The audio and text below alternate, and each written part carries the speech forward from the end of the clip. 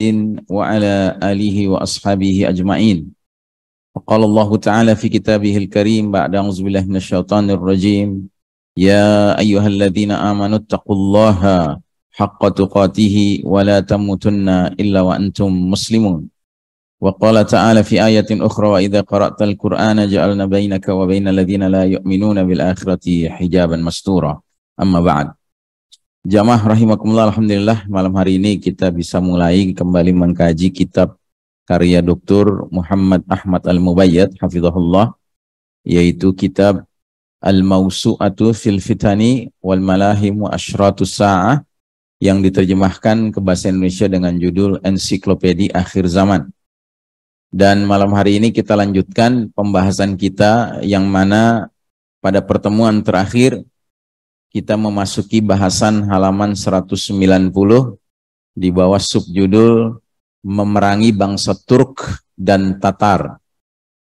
Namun kita sudah membahas beberapa dalil dari subjudul ini sehingga kita sekarang berada di halaman 196. Dalil berikutnya diriwayatkan dari Ibnu Harmalah dari bibinya. Bibinya berkata, khataba Rasulullah sallallahu alaihi wasallam wa huwa asibun isba'ahu min ladaghatin aqrabin faqala innakum taquluna la aduwa wa innakum la tazaluna tuqatiluna aduwan hatta ya'tiya ya'juj wa ma'juj iradul wujuhi sigharul uyuni syuhbus sya'afi min kulli hadabi yansilun ka'anna wujuhahum al-majannul mutraqah. Artinya Rasulullah SAW berkhutbah sambil memegang tangannya yang tersengat kalajengking. Kalian mengatakan bahwa tidak ada musuh lagi. Ketahuilah, kalian akan terus terlibat dalam peperangan dengan musuh kalian sehingga datang Ya'juj Ma'juj dengan wajah yang lebar, bermata sipit, putih ujung rambutnya, dan mereka akan menyerang kalian dari segala arah. Mereka ini seolah-olah wajahnya mirip dengan perisai yang amat tebal. Kosakata asing, syuhbu, makna aslinya adalah nyala api atau pijarnya. Namun dalam konteks redaksi hadis ini menunjukkan pada warna putih yang berada di atas kepala mereka. Maksudnya ujung atas kepala mereka banyak ditumbuhi rambut putih. Kemudian yang kedua, asy-sya'af, bagian ujung kepala. Al-Mubayyad mengatakan hadis ini mengisyaratkan bahwa umat Islam akan terus-menerus mengalami peperangan dengan musuhnya, dan kemelut ini tidak akan berakhir sebelum mereka memerangi musuh yang tidak bisa dikalahkan, yaitu Ya'juj Ma'juj. Hal ini dapat dibuktikan dengan mencermati perjalanan sejarah umat Islam. Dalam perjalanannya dapat diketemukan berbagai peperangan dan kemelut, entah disebabkan oleh serangan pihak luar atau kemelut internal yang terjadi di tubuh umat Islam sendiri. Dengan demikian dapat disimpulkan bahwa umat Islam akan selalu dalam benturan hingga Allah Ta'ala menentukan nasib bumi dan orang-orang yang ada di atasnya. Jadi memang kita ketahui dari hadis tentang alamatul kubra, tanda-tanda besar menjelang kiamat, bahwa ketika Isa alaihissalam sudah berhasil membunuh Dajjal, maka yang berikutnya dihadapi oleh umat Islam adalah Ya'juj wa Ma'juj. Dan dalam hadisnya jelas-jelas dikatakan bahwa tatkala Allah sudah melepas Ya'juj wa Ma'juj, menebar fasad, kerusakan di muka bumi, itu dikatakan bahwa umat Islam tidak akan sanggup menghadapi Ya'juj Ma'juj. Jadi dengan kata lain, pertarungan atau peperangan terakhir yang umat Islam berhadap-hadapan dengan musuh adalah perang melawan kaum Yahudi yang dipimpin langsung oleh Dajjal. Dalam hadis tersebut juga disebutkan ciri-ciri Ya'juj Ma'juj yang begitu mengejutkan. Dalam hal ini, ciri tersebut mengarah kepada orang-orang Turk. Jika kita cermati hadis-hadis lain dan berbagai indikasinya, tampaknya tidak salah lagi bahwa ciri tersebut memang mengarah kepada bangsa Turk. Hal inilah yang hendak kami bahas secara detail dalam pembahasan Ya'juj Ma'juj. Ya, jadi ketika nanti ada pembicaraan tentang Ya'juj Ma'juj akan lebih detail dibahas oleh Al-Mubayyad. Dalil berikutnya dari Abu Sukainah, seorang budak pria yang dimerdekakan dari seorang pria yang termasuk golongan sahabat. Nabi Muhammad SAW bersabda, "Da'ul habasyata ma wada'ukum watruku at-turka ma tarkukum." Janganlah kalian usik menantang mereka berperang orang-orang Habsyi selama mereka tidak mengusik kalian. Dan jangan pula perangi orang Turk selama mereka tidak memerangi kalian. Ya, orang-orang Habsyi itu berarti orang-orang Ethiopia dari Afrika. Ya, seperti sahabat Bilal itu berasal dari Habsyi. Makanya disebut namanya Bilal al-Habsyi. Bilal orang Habsyi. Penjelasan, hadis ini memerintahkan agar umat Islam tidak mengusik bangsa Habsyi dan Turk selama keduanya tidak mengusik umat Islam. Al-Khattabi berkata, hasil kompromi antara hadis ini dengan kalam Allah, qatilu al-musyrikina kaffah, perangilah kaum musyrikin keseluruhannya, mengindikasikan bahwa ayat tersebut mutlak, mencakup semua orang kafir, sedangkan hadis ini datang untuk membatasi keumuman ayat tersebut.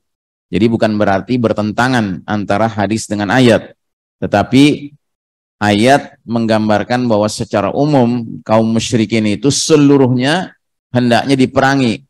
Tetapi dalam hadis ini ada batasan khusus dari keumuman ayat tersebut, bahwasanya untuk dua kaum, yaitu orang-orang Habsyi dan orang-orang Turk, hendaknya umat Islam tidak mengambil inisiatif pertama yang memerangi, tetapi sifatnya reaksi kalau memang diusik, ya, baru kemudian umat Islam melawan Al-Habsyi dan At-Turk.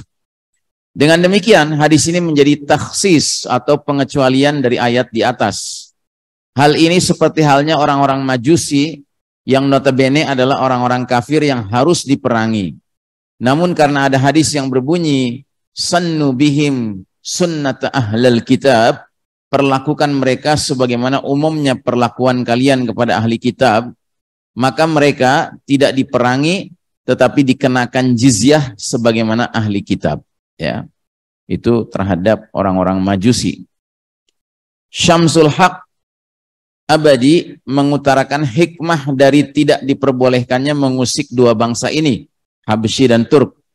Adapun alasan tidak diperbolehkannya umat Islam mengusik bangsa Habsyi dan Turk ini adalah untuk mengadakan perjalanan ke negeri Habsyi, kaum muslimin harus banyak mengeluarkan dana dan tenaga karena jaraknya yang jauh serta medannya yang amat sulit.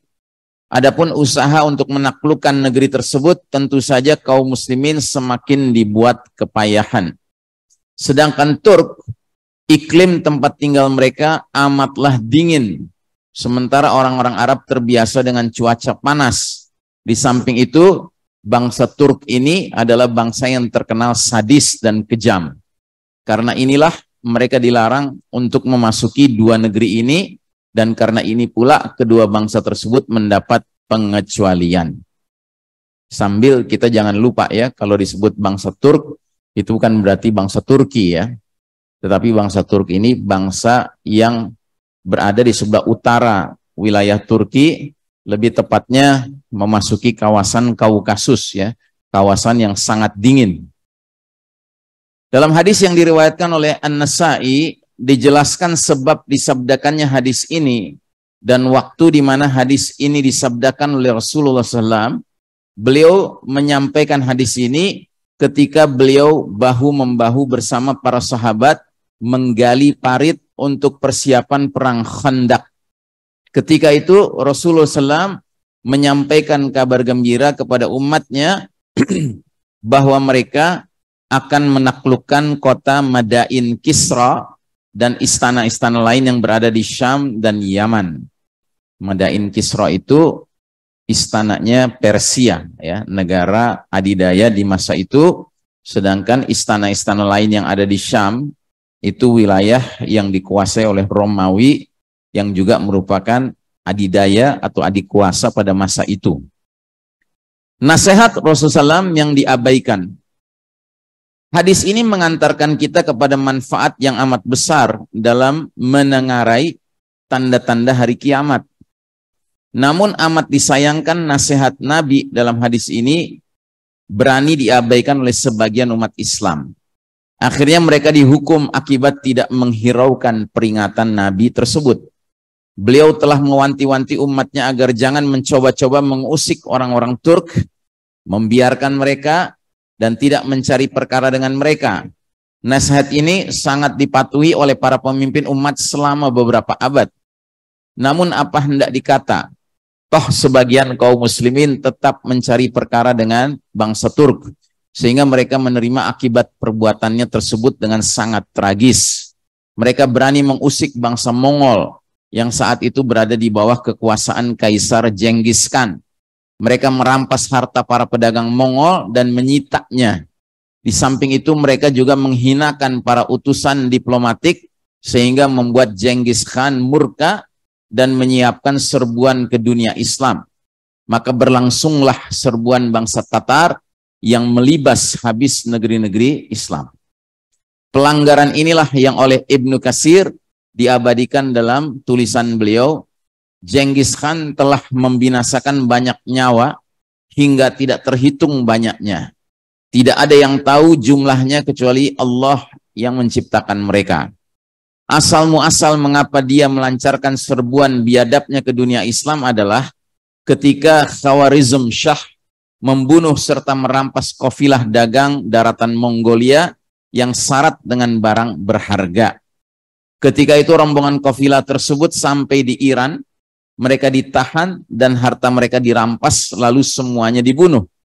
Mendengar kafilahnya dibunuh, maka Genghis Khan mengirim dutanya kepada Khawarizmi Shah guna mempertanyakan apakah Khawarizmi Shah rela kedua negara telah terikat perjanjian keamanan terkait kejadian yang menimpa kafilah dagang orang-orang Mongol di Iran.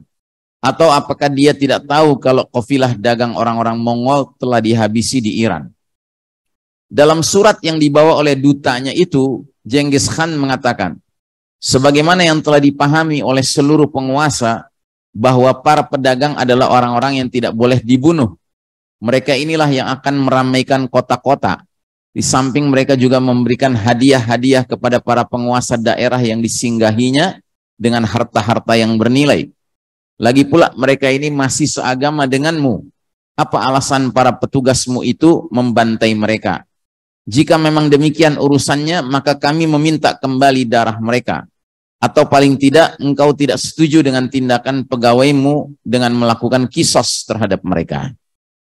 Amat disayangkan ketika Khawarizmi Shah mendengar pembantaian tersebut dari duta Genghis Khan, dia malah memerintahkan anak buahnya membunuh duta tersebut. Bisa jadi saat itu Khawarizmi Shah masih menganggap Mongol ibarat seekor kambing kecil. Namun sekarang kambing itu telah menjadi besar. Apalagi dalam hadis disebutkan, biarkan orang-orang Turk selama mereka tidak memerangi kalian. Ketika berita pembunuhan duta tersebut sampai ke telinga Genghis Khan, dia segera menyiapkan bala tentaranya untuk menyerbu negeri Khawarizmi. Maka semuanya terjadi hanya dengan takdir Allah. Belum pernah terbayang peperangan yang begitu dahsyat dan kejam terhadap dunia Islam. Cerita senada juga disampaikan oleh Hudaribik bahwa sebab terjadinya kemalangan yang menimpa umat Islam justru disebabkan oleh pemimpin umat Islam sendiri. Dikisahkan sebagai berikut. Setelah adanya ikatan perjanjian keamanan antara Genghis Khan dan Khawarizmi Shah, kafilah-kafilah dagang yang melintas di dua negara yang bertetangga itu merasa aman dan terlindungi. Namun pihak pertama kali mengkhianati perjanjian ini justru dari penguasa Khawarizmi Syah. Pada tahun 615 Hijriah, berangkatlah rombongan besar kafilah dagang bangsa Mongol hingga sampailah mereka di Atrar, sebuah daerah yang masuk dalam kekuasaan Khawarizmi Syah yang terletak di garis pantai Saihun. Daerah ini memang masih diperintah oleh penguasa setempat yang telah lama menduduki jabatannya sebelum Khawarizmi Syah berkuasa. Para pedagang yang jumlahnya sekitar 400 orang dengan barang bawaan yang sangat bernilai tersebut membuat penguasa tersebut tergiur untuk memilikinya. Untuk mencari-cari alasan perbuatannya, penguasa tersebut mengutus anak buahnya untuk melaporkan bahwa mata-mata bangsa Mongol telah menyusup dengan berpura-pura sebagai pedagang. Laporan palsu inilah yang membuat Khawarizmi Syah memerintahkan agar semua orang dalam kafilah tersebut dibunuh dan menyita harta mereka. Mulailah penguasa tersebut menjalankan siasatnya. Dia menghadiahkan sebagian harta sitaan kepada Khawarizmi Syah dan sebagiannya lagi dia jual kepada para pedagang di sekitar Bukhara dan Samarkand sehingga dia pun dapat menikmati hasilnya. Ketika peristiwa tersebut sampai ke telinga Genghis Khan, dia memerintahkan rakyatnya yang kebetulan ada di situ untuk mengabarkan kejadian yang sebenarnya kepada Khawarizmi Syah, sekaligus menuntut agar Ghir Khan, nama penguasa setempat yang telah menghabisi dan merampas harta para pedagang Mongol, diqisas atas kelancangannya. Namun sayang sekali, Khawarizmi Syah justru bertindak ceroboh dengan membunuh utusan-utusan ini. Sampailah berita tentang nasib utusan yang dibunuh tersebut ke telinga Genghis Khan. Dia serta-merta murka dan segera memerintahkan bala tentaranya melancarkan pembalasan terhadap Khawarizmi Syah. Sadarlah sekarang Khawarizmi Syah bahwa perbuatannya itu telah mengobarkan api peperangan dengan bangsa besar itu. Tampaknya lumpur pun telah menjadi sangat pekat, nasi telah menjadi bubur, keadaan di luar kendali. Apalagi Khawarizmi Syah menanggapi kemarahan Genghis Khan dengan aksi yang sama. Dia juga menggalang bala tentaranya dan bergerak menuju Takhum dan Turkistan. Kemudian dia lancarkan serangan ke negeri musuhnya. Apa yang dikisahkan oleh Ibnu Katsir maupun Hudaribik ini menjelaskan sebab musabab mengapa orang-orang Mongol melancarkan serbuannya ke dunia Islam. Disadari atau tidak, sebagian para penguasa Muslim telah mengabaikan pesan Nabi Muhammad SAW dan mereka berlaku ceroboh sehingga membuat bangsa Mongol bangkit melancarkan ekspansinya ke dunia Islam dengan serbuan yang amat dahsyat.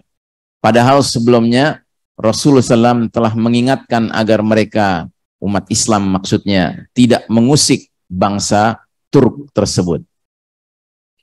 Ringkasan global tentang serbuan bangsa Mongol. Sebagaimana diketahui, Rasulullah SAW dalam sabdanya menjelaskan ciri-ciri musuh yang akan dihadapi oleh umatnya hingga hari kiamat tiba.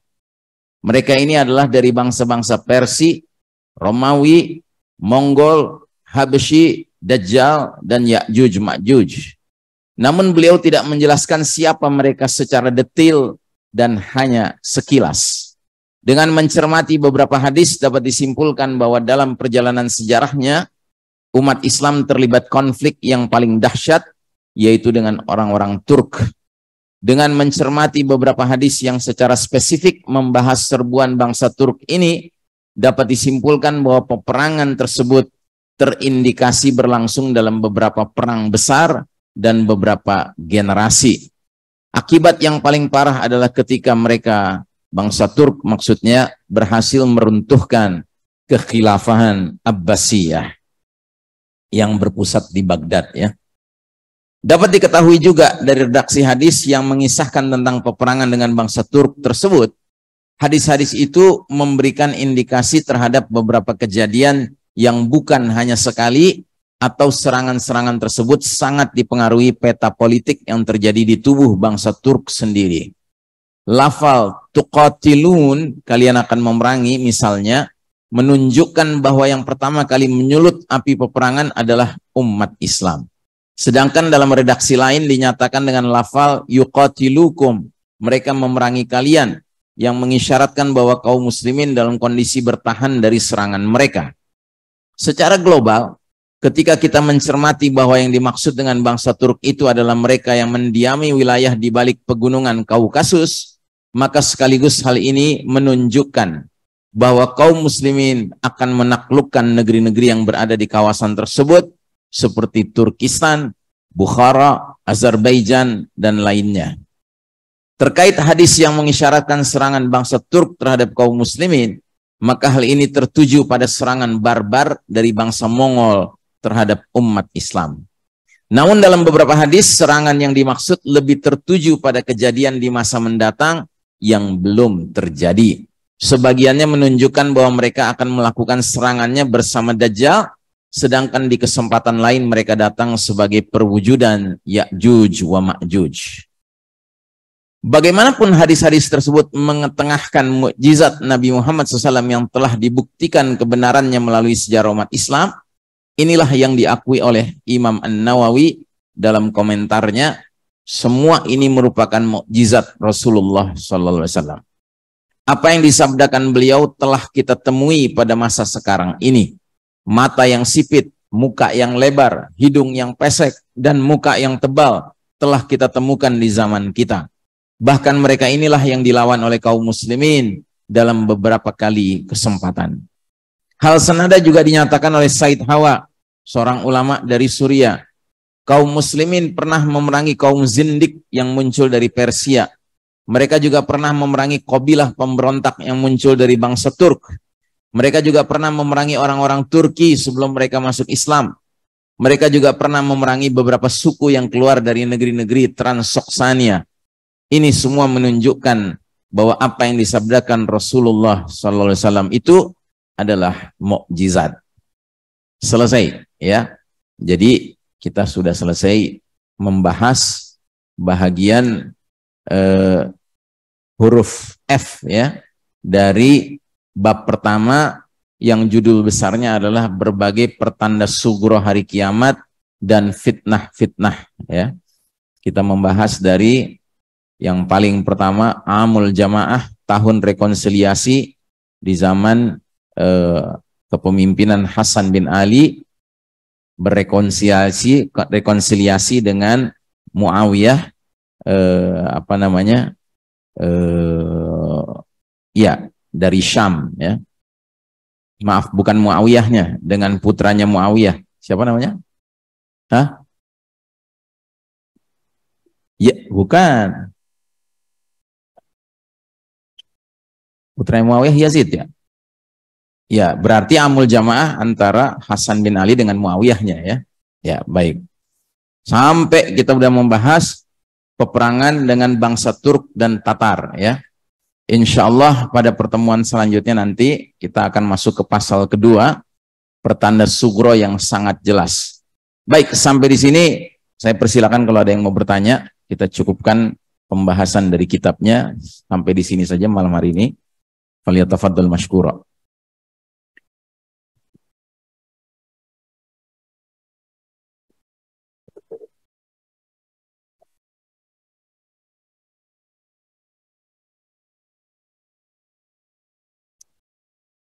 Baik, tafadhol. Ada yang ingin bertanya? Silakan.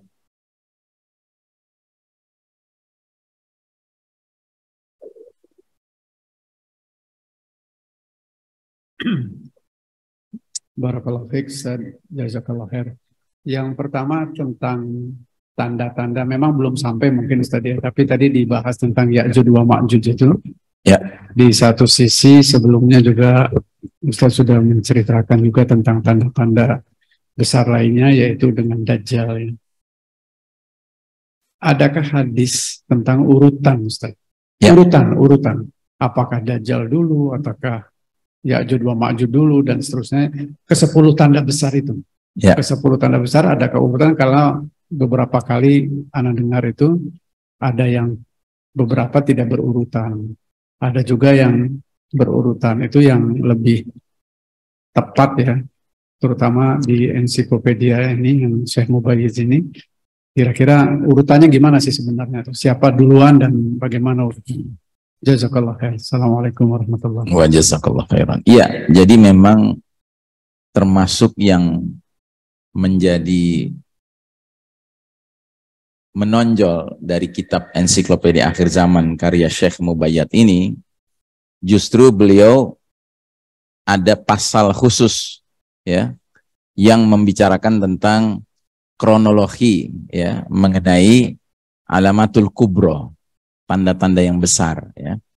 Jadi beliau jelaskan, menguraikan panjang lebar bahwa tanda-tanda hari kiamat itu terbagi dua, ada yang kecil-kecil dan ada yang besar. Nah, yang besar itu 10 jumlahnya. Dan memang dalam hadisnya Nabi Muhammad SAW itu ada menyebutkan beberapa hadis sekaligus 10-10-nya disebutkan. Tapi kemudian Syekh Mubayyad sendiri mengatakan bahwa ketika Nabi menyebutkan 10 tanda besar itu, para ulama berbeda pendapat tentang kronologinya, tentang urut-urutannya. Nah, sehingga Syekh Mubayyad dalam kitab ini, beliau melakukan ijtihad, melakukan pengambilan satu hipotesa lah ya, tentang 10 tanda besar itu dengan urut-urutannya gitu. Walaupun dia mengatakan bahwa ya ini pendapat beliau, begitulah. Artinya bisa jadi ulama lain punya pendapat yang berbeda. Nah, kalau dilihat dari urutan yang disebutkan oleh Syekh Mubayyad, beliau cenderung berpendapat bahwa sebelum keluarnya Dajjal, itu justru terjadi peristiwa-peristiwa alam yang sangat dahsyat. Jadi kalau kita sebutkan 10-10-nya itu kan ada yang paling pertama itu dalam hadis itu disebutkan oleh Nabi, Allahumma shalli ala Muhammad, yang paling pertama itu Nabi sebutkan, maaf ini kok saya lupa ya, atau saya nggak urutkan dulu ya. Jadi Dajjal, keluarnya Dajjal, kemudian Ya'juj Ma'juj, kemudian turunnya Isa alaihissalam, kemudian ada 3 pembenaman bumi, satu di timur, satu di barat, satu di Jazirah Arab, kemudian matahari terbit dari tempat terbenamnya, kemudian binatang melata keluar dari perut bumi, ya, kemudian api keluar dari Yaman, ya kan? Nah, terus kemudian ada yang disebut dengan ad-dukhan, ya, ad-dukhan itu kabut asap, ya kan? Nah, jadi Syekh Mubayyad itu cenderung berpendapat bahwa yang paling pertama terjadi itu adalah justru kabut asap, dukhan itu yang paling pertama, ya. Dan beliau berijtihad juga bahwa penyebab terjadinya dukhan itu adalah batsyatal kubro, hantaman keras yang datang dari langit. Jadi hantaman keras datang dari langit itu ya maknanya kalau pakai pengertian astronomi sekarang itu adalah jatuhnya benda angkasa yang besar. Jadi meteor ya, meteor yang besar dengan kecepatan yang sangat tinggi menghantam daratan planet bumi ini.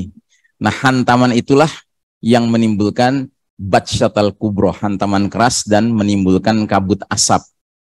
Dan dalam hadis Nabi mengisyaratkan bahwa kabut asap ini akan menyelimuti seluruh wilayah timur, seluruh wilayah barat. Jadi seluruh planet bumi ini menjadi gelap gulita karena dihantam oleh hantaman keras tadi.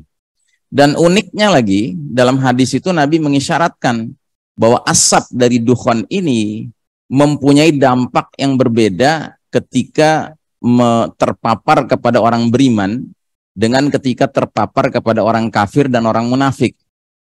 Jadi ketika terpapar pada orang kafir munafik, itu tubuh mereka menjadi bengkak, membengkak, dan keluar cairan-cairan dari lubang-lubang tubuhnya, lubang telinga, lubang hidung, lubang duburnya, begitu. Tapi bagi orang beriman terpapar kabut asap ini hanya sebatas mengalami zakmah. Zakmah itu bisa beberapa pengertian. Zakmah bisa artinya bersin, bisa artinya flu, bisa artinya pilek, gitu. Tapi yang pasti orang-orang beriman kena paparan dukhan itu tidak mengalami hal yang mengkhawatirkan, gitu.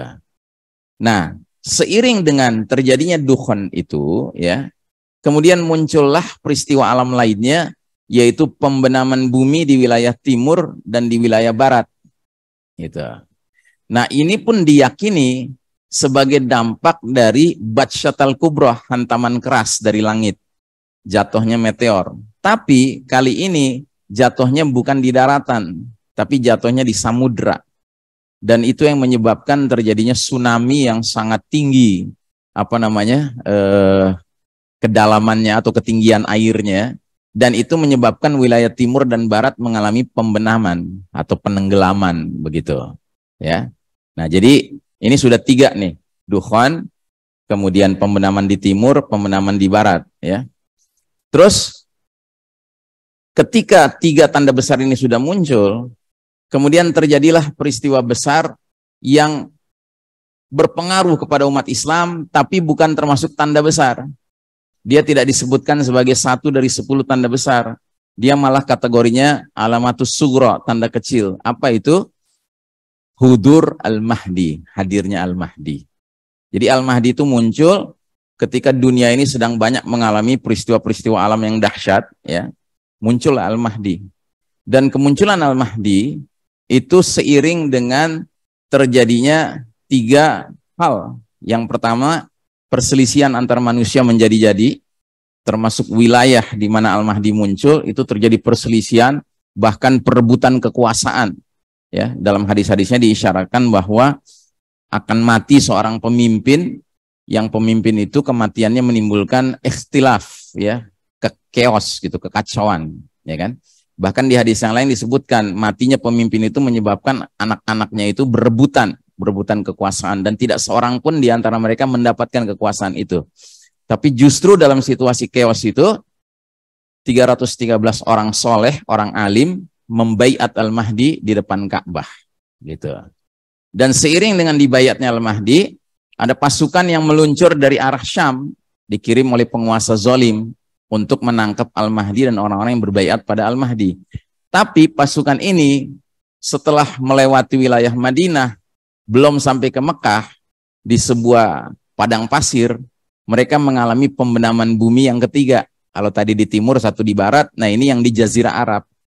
Pembenaman bumi di Jazirah Arab sekaligus membenamkan pasukan yang akan menyerbu al-Mahdi. Nah, pembenaman pasukan tersebut dan sekaligus pembenaman di Jazirah Arab itu, ketika tersiar beritanya ke seluruh dunia, umat Islam yang faham segera menyadari bahwa al-Mahdi sudah muncul. Karena pembenaman bumi di Jazirah Arab itu adalah tanda dari Allah yang paling nyata bahwa laki-laki yang dibaiat di Ka'bah itu benar-benar Amirul Mukminin fi akhir zaman, Al-Mahdi. Sehingga berdatanganlah umat Islam dari berbagai penjuru dunia untuk membaiat Al-Mahdi. Dan Al-Mahdi segera punya kekuatan, gitu. Dan mulailah kemudian terjadi pergolakan secara global, ya kan, secara mendunia. Karena dalam hadisnya Nabi menyebutkan 3 hal yang terjadi bersamaan dengan Al-Mahdi muncul. Perselisihan antar manusia, banyak kejadian-kejadian alam, gempa-gempa terjadi, dan Al-Mahdi akan penuhi bumi secara merata dengan keadilan setelah bumi dipenuhi secara merata dengan kezaliman. Ya, ini yang kemudian diyakini sebagai peralihan babak umat Islam dari kepemimpinan mulkan jabriyah yang penuh kezaliman sekarang ini menuju tegaknya khilafah ala minhajin nubuwah dengan Al-Mahdi sebagai sang khalifah, begitu. Nah, mulailah terjadi perubahan yang sangat nyata gitu dalam geopolitik dunia, begitu. Karena Al-Mahdi dengan pasukannya mulai membebaskan negeri demi negeri. Dan negeri demi negeri itu yang dibebaskan yang paling pertama adalah Jazirah Arab. Dibebaskan dari nilai-nilai kekufuran yang sekarang ini berkembang diganti dengan Islam. Terus yang kedua, wilayah Persia dibebaskan dari hadirnya kekuatan Syiah, ya kan? Nah, kemudian yang ketiga, wilayah yang dibebaskan adalah wilayah yang bersentuhan dengan kekuatan Rum, kekuatan Eropa, Romawi itu Eropa, dan ini peristiwanya sedemikian hebatnya, itu terjadilah apa yang disebut dengan Al-Malhamah, begitu, Al-Malhamah Kubra.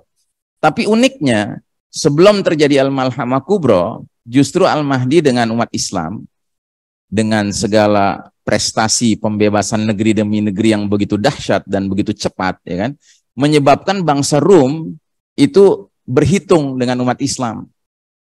Berhitungnya sampai ke tingkat menjalin aliansi. Gitu. Ini yang kemudian dikenal hadisnya, satu salihuna ruma sulhan aminan. Kalian umat Islam kelak nanti akan menjalin aliansi aman dengan bangsa Rum. Wa antum wahum yaghzuna aduwan min waraikum. Dan kalian bersama mereka akan bahu-membahu melawan musuh di belakang kalian. Uniknya hadis ini ada dua. Ada yang menggunakan kata-kata aduwan min waraikum, ada aduwan min waraihim. Kalian akan memerangi musuh di belakang kalian dan kalian akan memerangi musuh di belakang mereka. Jadi di belakang umat Islam dan di belakang Rum. Nah, Syekh Mubayyad ketika membahas hadis ini dalam kitab ini cenderung meyakini aliansi umat Islam dengan Rum nanti itu akan melawan Yahudi. Karena Yahudi selama ini berada di belakang umat Islam dan di belakang Nasrani gitu. Tapi mereka akhirnya sadar, ini Yahudi ini biang kerok. Akhirnya mereka menyatukan kekuatan. Lalu dalam hadis itu dikatakan, lalu kalian bersama mereka mengalahkan musuh tadi itu. Kalian kalahkan, kalian menang, dan kalian mendapatkan ghanimah. Gitu. Jadi ini kemenangan koalisi gitu loh. Koalisi umat Islam dengan Nasrani melawan Yahudi. Dan dalam pengertiannya Syekh Mubayyad, dia meyakini itu adalah pembebasan wilayah Palestina. Itu dari hadirnya bercokolnya kekuatan Zionis Yahudi. Tapi sayangnya dalam perjalanan pulang dua pasukan yang berkoalisi ini lagi istirahat di satu wilayah, seorang tentara salib, tentara Rum itu ngangkat salib dan berteriak salib telah menang gitu. Jadi Nasrani mengklaim bahwa kemenangan lawan Yahudi itu kemenangan orang-orang Nasrani. Maka seorang tentara dari kaum muslimin memukul laki-laki itu sampai mati. Sambil mengatakan Allah yang telah memenangkan. Akhirnya pecah kongsi. Nah dalam pecah kongsi itu, bangsa Rum mengkonsolidasi 80 bendera yang masing-masing bendera membawahi 12.000 pasukan. Nah, peranglah muslimin dengan bangsa Rum, pecah kongsi dan bahkan perang. Nah, perang itu dikenal dengan istilah Al-Malhamah Kubro, perang besar. Ya, antara muslimin dan Rum, yang Rumnya itu mewakili Nasrani, begitu. Bukan, ya kan? Karena perang lawan Yahudi itu ada dua. Ada yang pertama tadi, koalisi muslimin dan Nasrani melawan Yahudi dan kalah mereka. Tapi nanti ada perang yang kedua lagi, muslimin murni muslimin lawan Yahudi yang dipimpin langsung sama Dajjal, gitu, ya kan? Nah, jadi perang melawan Rum ini puncaknya adalah pembebasan sebuah wilayah yang disebut dengan Konstantinia. Konstantinia ini Konstantinopel, Istanbul, ya kalau sekarang. Nah, sebagian umat Islam kalau diartikan seperti itu menjadi heran, menjadi bingung karena sekarang Istanbul itu Turki itu muslimin. Tapi bagi mereka yang memperhatikan dengan cermat, sebenarnya Turki sekarang ini kan seperti negeri yang oke lah pemimpinnya punya semangat Islam, cuma secara sistem nggak bisa dipungkiri masih sekuler gitu. Bahkan secara ketergabungan aliansi militernya itu masih ngikutin NATO, ya kan? Turki kan masih dengan NATO. Makanya dalam hadis tentang pasukan Al-Mahdi nanti membebaskan Konstantinia, uniknya hadis itu mengatakan bahwa pasukan tersebut tidak menggunakan senjata sama sekali, baik senjata panah maupun tombak, tapi mereka cukup dengan menggunakan kalimat Allahu Akbar, la ilaha illallah. Maka satu persatu dinding benteng Istanbul itu, Konstantinopel itu satu persatu jatuh, sehingga tidak ada pertumpahan darah. Jadi mirip seperti pembebasan Fatu Makkah gitu, terulang kembali. Dan kenapa mesti demikian? Ya karena penduduknya muslim. Cuma mereka aliansinya ke Rum gitu, ya kan? Nah, sehingga mereka harus dibebaskan. Nah, pembebasan Konstantinopel itu sekaligus menjadi simbol kalahnya kekuatan Rum melawan kaum muslimin. Nah, ketika pasukan kaum muslimin sedang mengumpulkan ghanimah di Konstantinopel, tiba-tiba terdengar sebuah berita, Dajjal sudah menguasai rumah-rumah keluarga-keluarga mujahidin. Di mana? di pusat khilafah yang waktu itu berada di Syam dengan ibu kotanya Damaskus, begitu. Maka maka Al-Mahdi memerintahkan 10 penunggang kuda yang canggih untuk pergi ke Damaskus mengecek berita ini benar atau tidak. Ternyata dikirimlah 10 penunggang kuda, dan dalam hadisnya itu dikatakan bahwa Nabi Muhammad SAW tuh hafal nama-nama penunggang kuda itu, sampai nama bin siapanya tuh hafal, sampai warna kudanya pun Nabi tahu, Nabi sebutkan, begitu. Nah, berangkatlah 10 penunggang kuda ini, ternyata itu berita hoax. Benar, Dajjal dengan 70.000 pasukan Yahudi sedang menuju ke Syam, tapi belum sampai ke Syam. Cuman memang sudah sedang menuju ke Syam. Akhirnya pasukan ini ditarik ke Damaskus lagi dengan Al-Mahdi yang memimpin. Nah, pada satu subuh, menjelang subuh ditegakkan di sebuah masjid yang lokasinya di timur kota Damaskus, dan masjid itu punya menara berwarna putih, ya. Mereka sedang siap-siap mau sholat subuh. Itu mereka tahu bahwa setelah sholat subuh mereka harus berperang lawan Dajjal, karena Dajjal sudah dekat sekali dan sudah mulai mengepung masjid tersebut dengan 70.000 pasukan Yahudinya. Qadarullah, ketika mereka sedang menunggu qomat, ya kan, tiba-tiba turunlah Isa alaihissalam di antar 2 malaikat, ya. Dan Al-Mahdi mengenali Isa alaihissalam dan segera mempersilahkan Isa alaihissalam memimpin sholat subuh itu. Tapi Isa alaihissalam menolak dengan mengatakan, demi Allah, inilah kelebihan umat Muhammad daripada umat lainnya. Sebagian kalian ditetapkan menjadi pemimpin bagi sebagian lainnya. Didoronglah Al-Mahdi memimpin sholat itu, sedangkan Isa alaihissalam makmum di belakang Al-Mahdi. Sekaligus hadis ini mengisyaratkan bahwa Isa alaihissalam di akhir zaman turun dari langit tidak membawa ajaran baru, apalagi membawa ajaran Nasrani yang sudah jauh menyimpang dari ajaran Tauhid. Tapi Isa alaihissalam turun sebagai pengikut millah Muhammad SAW. Gitu. Nah, begitu selesai sholat, Isa alaihissalam memerintahkan Al-Mahdi untuk buka pintu gerbang. Begitu dibuka pintu gerbang masjid, ternyata sudah ada 70.000 tentara Yahudi mengepung masjid itu dengan Dajjal sebagai pimpinannya.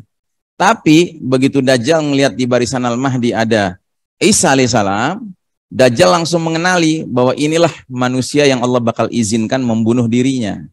Maka Dajjal, kata Nabi, berubah menjadi laksana garam disiram air. Kalau garam disiram air kan mencair, ya, atau meleleh gitu. Kalau kata orang Betawi, ngeper gitu Dajjal, ya kan? Ketakutan dia, lari dia meninggalkan medan perang itu, dikejar sama Isa alaihissalam. Dikejar sampai ke Lut. Lut itu sebuah kota antara Tel Aviv dengan Yerusalem di Palestina, ya. Nah, begitu mau masuk pintu kota Lut, Isa alaihissalam melempar senjatanya, yaitu tombak kecil yang menancap ke tubuhnya Dajjal, dan matilah Dajjal di situ. Nah, Isa alaihissalam mencabut lagi tombaknya dan memperlihatkan darah Dajjal mengalir. Semua Yahudi yang melihat itu langsung ketakutan, karena menjadi sadar bahwa Dajjal bukan Rob, bukan Tuhan, tapi manusia biasa punya jadwal mati. Dan semua orang beriman yang tadinya ketakutan menghadapi Dajjal segera hilang rasa takutnya dan menjadi kuat moralnya. Sementara Al-Mahdi dan pasukannya membantai habis 70.000 tentara Yahudi tersebut, dan berlakulah hadis Nabi tentang pohon gorkot yang terkenal itu, begitu, ya kan? Nah, jadi seiring dengan Al-Mahdi lagi membebaskan wilayah demi wilayah, Jazirah Arab, ya kan, Persia, kemudian juga aliansi dengan Rom, ya kan? Sebenarnya pada saat itu Dajjal keluar. Tapi Dajjal keluarnya itu tidak serta-merta menantang pusat khilafah Al-Mahdi. Tapi Dajjal memilih untuk mencari mangsa di wilayah-wilayah yang jauh dari khilafah. Termasuk Indonesia potensial didatangi Dajjal gitu, ya kan. Makanya kalau umat Islam Indonesia sadar, seharusnya kita sudah mulai siap-siap hijrah gabung sama Al-Mahdi. Gitu kan, negeri ini bakal jadi negeri mangsanya Dajjal gitu, sebagaimana negeri-negeri jauh lainnya gitu, ya kan? Ya, jadi selama 40 malam, 40 hari, yang 1 hari pertamanya seperti 1 tahun, 1 hari keduanya seperti 1 bulan, ya kan? Sedangkan sisa hari-hari lainnya seperti hari-hari kalian. Ya, enggak, 1 harinya seperti sepekan, kemudian sisa hari lainnya seperti hari-hari kalian. Dan itu kalau dihitung kalkulasi 2 tahun, 2 bulan, 2 pekan, begitu, ya. Nah, jadi itu kan sudah berapa jadinya tuh? Sudah Dukhan, kemudian pembenaman di timur, pembenaman di barat, kemudian pembenaman di Jazirah Arab, kemudian Dajjal keluar, kemudian Isa alaihissalam turun, ya kan? Nah, jadi sudah beberapa ini, ya kan? Ya, udah 6 ya, udah 6. Nah, kemudian Isa alaihissalam sudah membunuh Dajjal kan? Sudah membunuh Dajjal. Nah, ketika Isa alaihissalam sudah selesai membunuh Dajjal, Isa alaihissalam itu keliling ke muka bumi, khususnya mendatangi kaum muslimin yang harus berhadapan dengan Dajjal, tapi tidak berada di bawah khilafah. Nah, sama Isa alaihissalam tuh mereka dihibur, ya kan, diusap wajah-wajah mereka, istilahnya seperti zaman dulu Isa alaihissalam menyembuhkan umat Islam dari penyakit-penyakit yang terpaksa mereka alami karena Dajjal ngasih neraka sama mereka kan, kesengsaraan yang mereka hadapi itu dihapuskan dengan satu usapan saja oleh Isa alaihissalam, sambil Isa alaihissalam memberi kabar gembira kepada semua orang beriman itu akan posisi mereka di surga nanti, gitu ya. Jadi kayak Nabi Muhammad dahulu juga ngasih kabar gembira kan kepada sahabat-sahabat tertentu akan masuk surga gitu ya kan. Nah, kenapa demikian? Karena mereka umat Islam yang berhasil melawan Dajjal atau masih tetap hidup padahal sudah menghadapi Dajjal, mereka ini adalah umat Islam yang paling hebat imannya karena berhasil menghadapi a'zamul fitnah tapi tetap istiqomah. Nah, sehingga oleh Isa alaihissalam mereka diberi kabar gembira akan masuk surga. Gitu. Nah, lagi seperti itu, tiba-tiba terdengar kabar bahwa Ya'juj wa Ma'juj sudah keluar dari balik tembok Zulkarnain yang sudah runtuh begitu dan menebar fasad. Dan diberitahu kepada Isa alaihissalam bahwa kalian nggak bisa mengalahkan Ya'juj wa Ma'juj. Maka Isa alaihissalam cuma bisa mengungsikan umat Islam ke Bukit Tursina, gitu, ya kan? Nah, jadi itu yang keberapa tuh? Yang ketujuh kali ya, ketujuh.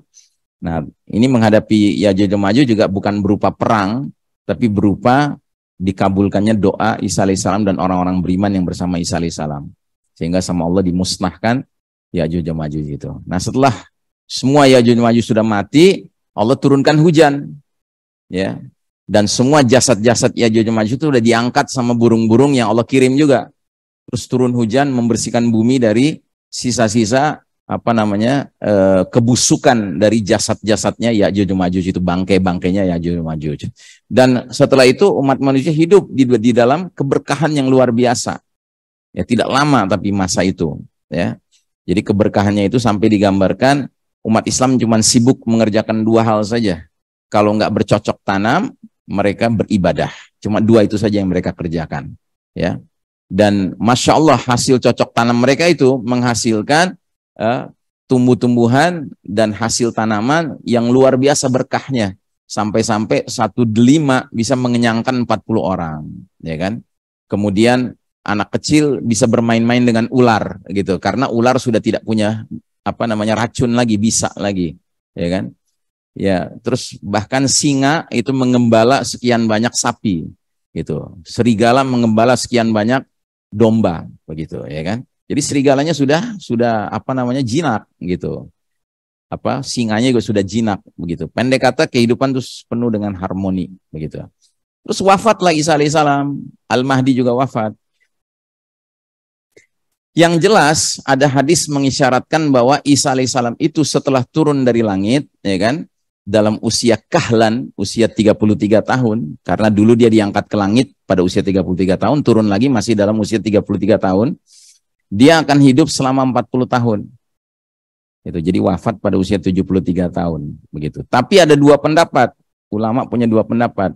Ada yang mengatakan 40 tahun itu setelah dia turun 40 tahun lagi dia hidup, tapi ada yang mengatakan 40 tahun itu total hidupnya masa lalu 33 tahun plus ya sisanya 7 tahun aja. Gitu. Tapi yang lebih kuat pendapat yang pertama, 40 tahun setelah dia turun dari langit begitu. Nah, ketika Isa alaihissalam sudah wafat, Al-Mahdi sudah wafat, umat ini sudah makin lemah kondisinya karena banyak ulama yang sudah wafat. Terus umat ini sudah mulai nggak terlalu kenal Islam lagi, tapi masih berpegang pada la ilaha illallah. Sampai ke suatu hari tiba-tiba ya mereka bangun pagi mau baca mushaf, nggak ada isinya, nggak ada tulisannya karena malam harinya sudah diangkat semua huruf-huruf Al-Quran itu. Dan nggak lama setelah itu berhembuslah angin lembut, mencabut ruh semua orang beriman sampai yang imannya tinggal seberat biji zarrah gitu. Nah, ketika semuanya sudah meninggal, yang tersisa adalah syirarin nas, manusia-manusia yang paling buruk, orang kafir 24 karat, dan mereka akan melakukan berbagai kemungkaran, kemaksiatan yang sudah melampaui batas sampai ke tingkat bersetubuh di jalan-jalan laksana keledai. Nah, nggak lama setelah itu muncullah api dari Yaman. Nah, api dari Yaman ini isyarat bahwa orang-orang yang paling buruk ini akan digiring sama api ini ke sebelah utara sampai ke Syam. Nah, di wilayah Syam itulah mereka akan mengalami kiamat begitu. Maaf, sebelum api itu ada dua peristiwa lagi. Peristiwa matahari terbit dari barat, ya kan? Dan ketika terbit dari barat, orang-orang ini kaget, tetapi nggak tahu harus berbuat apa. Nggak tahu harus berbuat apa. Dan matahari terbit dari barat itu cuma satu kali, dan ketika dia sampai di atas kepala, dia balik lagi, terbenam lagi ke barat. Esok harinya terbit dari timur. Tapi ketika esok harinya baru sampai waktu duha, tahu-tahu binatang melata keluar dari perut bumi gitu. Nah, binatang melata ini memberi tanda siapa yang beriman, siapa yang kafir, ya. Mohon maaf, angin lembut belum berhembus. Angin lembut itu berhembus setelah binatang melata itu ngasih tanda siapa yang mukmin, siapa yang kafir. Nah, yang mukmin ini kemudian nggak berapa lama dicabut ruhnya oleh angin lembut itu. Gitu. Nah, barulah kemudian orang-orang kafir yang tersisa itu menyaksikan api yang muncul dari Yaman, menggiring mereka ke tempat berkumpul di Syam untuk mengalami dahsyatnya kiamat. Itu ijtihadnya Syekh Mubayyad seperti itu, ya. Wallahu a'lam bishawab. Yang jelas saya sendiri termasuk ada yang tidak sependapat dengan Syekh Mubayyad, yaitu dalam hal ketika dia mengatakan peristiwa dukhan, baik itu yang kaitannya dengan keluarnya asap maupun yang kaitannya pembenaman bumi di timur dan di barat, itu menyebabkan terjadinya shutdown of modern technology.